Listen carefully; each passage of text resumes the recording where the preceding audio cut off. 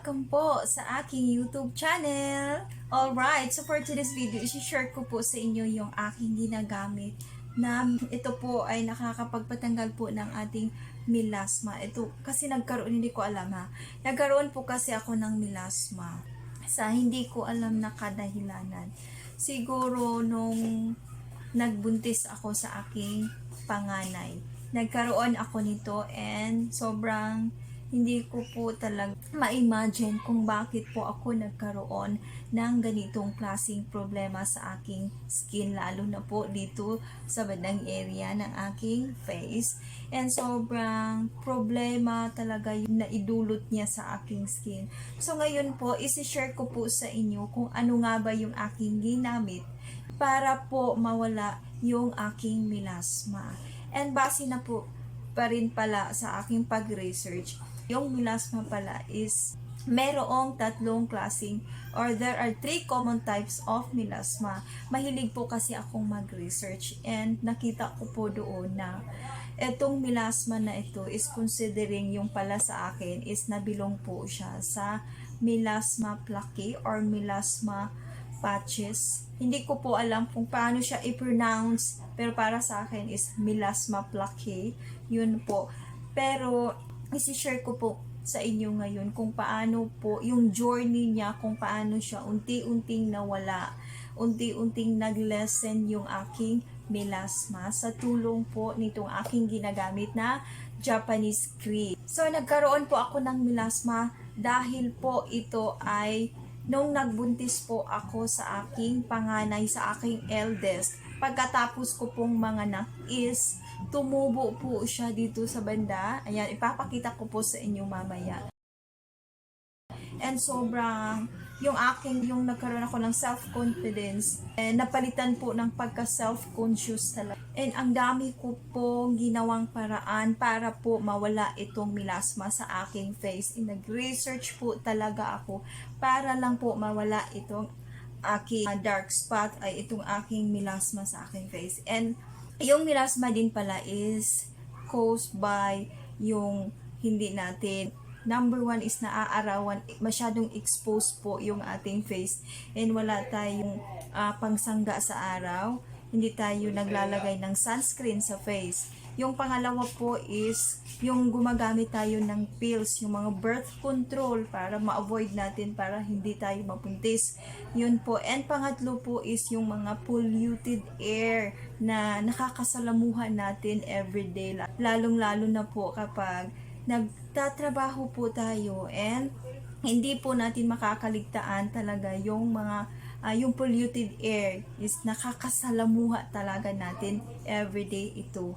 And lastly po is yung mga gumagamit po tayo na cosmetics, yung mga makeup or yung nilalagay natin sa face para, and ito po ay nagko-cause din pala ng melasma kasi may mga toxic chemicals po kasi na andoon na sa ating ginagamit na mga cosmetics, hindi natin namamalayan is kusa na palang dumadapo sa ating face yung melasma.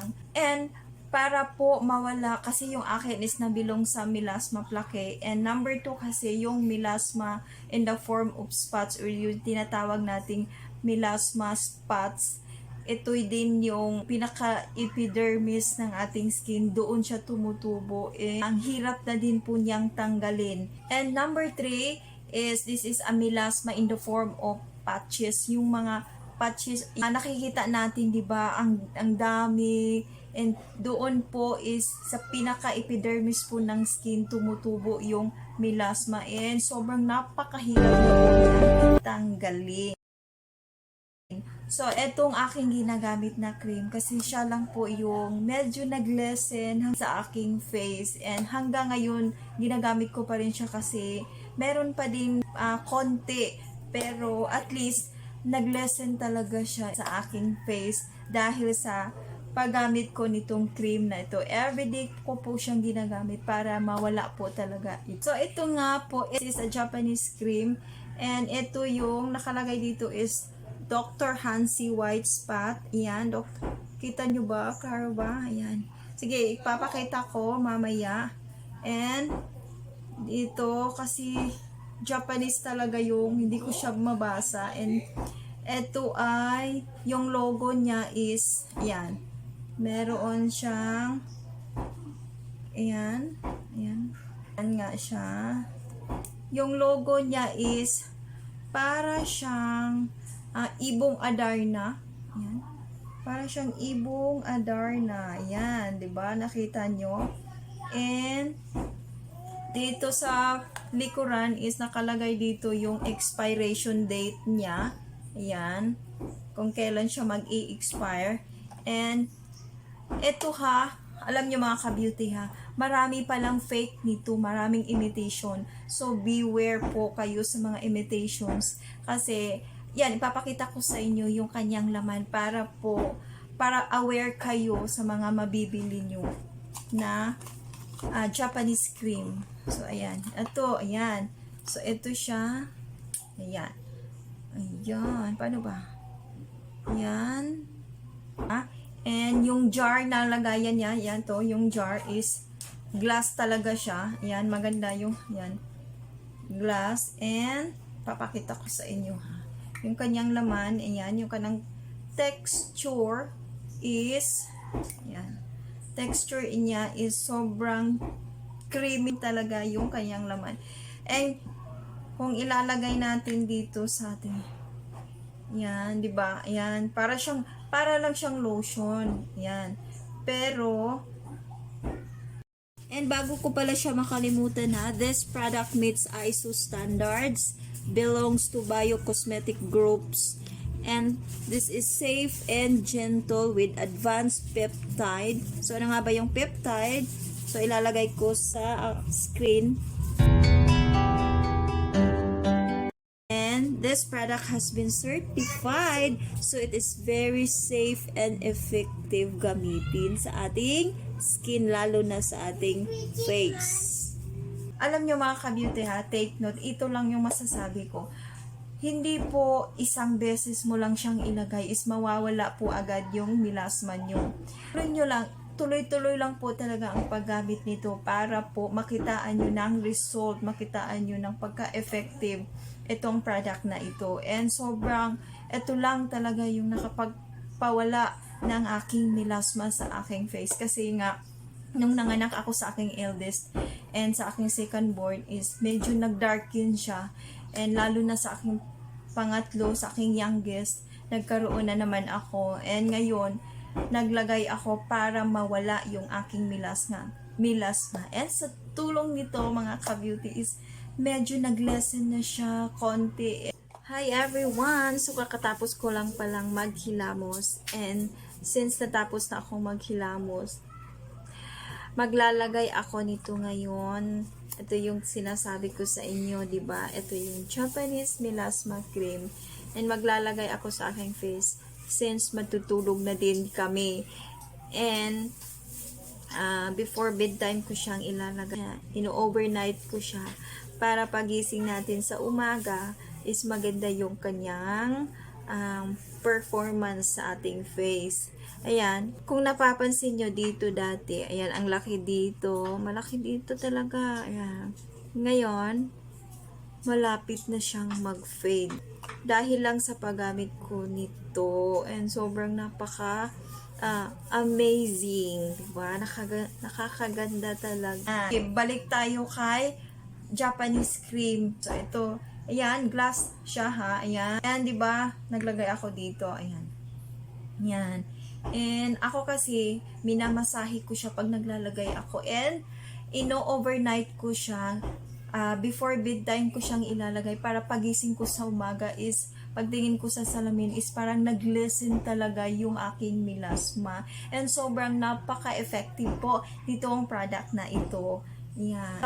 Ito ay nagkakahalaga lang pala ng 285 and sa Shopee ko po siya nabili and meron din sa TikTok. And ito lang ha, masasabi kong beware po talaga kayo sa mga imitation, yung mga fake, kasi yung mga mura is doon tayo is nakikita. Hindi naman po lahat ng mura ha, pero depende na rin, basta huwag kayong magpapaloko sa mga imitation, sa mga fake. Baka kasi masira yung face nyo lalo. And ito pala ay nagkakalaga ng 285. Sa Shopee ko po siya nabili. And actually mga ka-beauty, pangatlong jar ko na, pangatlong box ko na ito. So, kasi ito bago ko siyang nabili. And yung una is natapon ko na. So, ito na siya. Ito yung pangatlong box. Ay, hindi pala. Ito yung unang box ko na nabili. And, wala na siya talaga. Ayan. Ubos na siya. Ayan. Ako sa inyo. Ayan. Wala na. As you can see, wala na siyang laman. Kasi, ginamit ko siya ng ginamit. And, ito yung bago ko ngayon na nabili sa Shopee. Ayan. Nabili ko sa Shopee. And, sobrang nakaka-amaze lang. Sobrang thankful lang ako sa product na ito kasi nga, yung pagka-self-conscious ko dati is napalitan na ngayon ng self-confidence.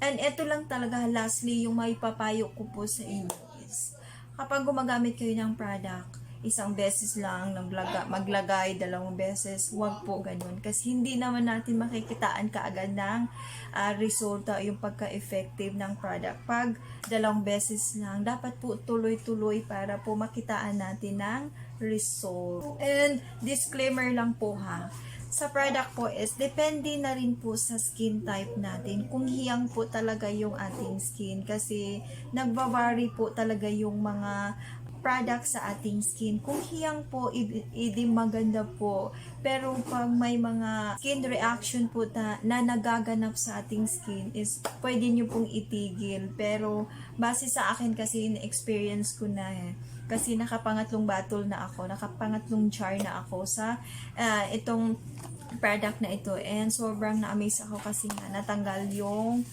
hindi naman natanggal agad. Basta tuloy-tuloy lang talaga yung paggamit para po mawala yung ating melasma sa ating face. And mga ka-beauty ha, gusto ko lang po talagang makatulong kasi ang dami ko pong nakisalamuha, ang dami ko pong nakitaan na ganitong uri ng problema. And ngayon, gusto kong i-share kasi malay po natin, di ba, makatulong po ako sa inyo na meron din ganitong type ng melasma. And hindi po kasi, yung melasma kasi is, di ba, alam nyo, pag nakakakita ako ng kapwa ko na nagkakaroon ng ganoong problema is, gusto ko talagang mag-share or basta, ngayon, gumawa ako ng content para po talaga ito sa mga merong melasma na katulad ko na problema talaga kung paano siya mawala sa ating face, lalo na 'di ba, ang dami nating ginagamit na pampaganda pero nagkakaroon nga sa kadahilanan na hindi natin alam kung bakit nagkaroon tayo ng ganoong problema. Thank you so much for watching, and I hope po nabigyan ko kayo ng tips about kung ano nga ba yung gagamitin para po mawala yung melasma. Basta sinasabi ko po sa inyo, wag po isang beses lang, tuloy-tuloy lang po talaga sa paggamit para po makitaan natin ng resulta, para po mawala yung ating melasma. Don't forget to subscribe po sa aking YouTube channel. Hit the notification below para updated kayo sa latest videos na aking i-upload sa aking YouTube channel. Thank you so much for watching mga ka-beauty. Thank you so much. God bless po sa ating lahat. Bye!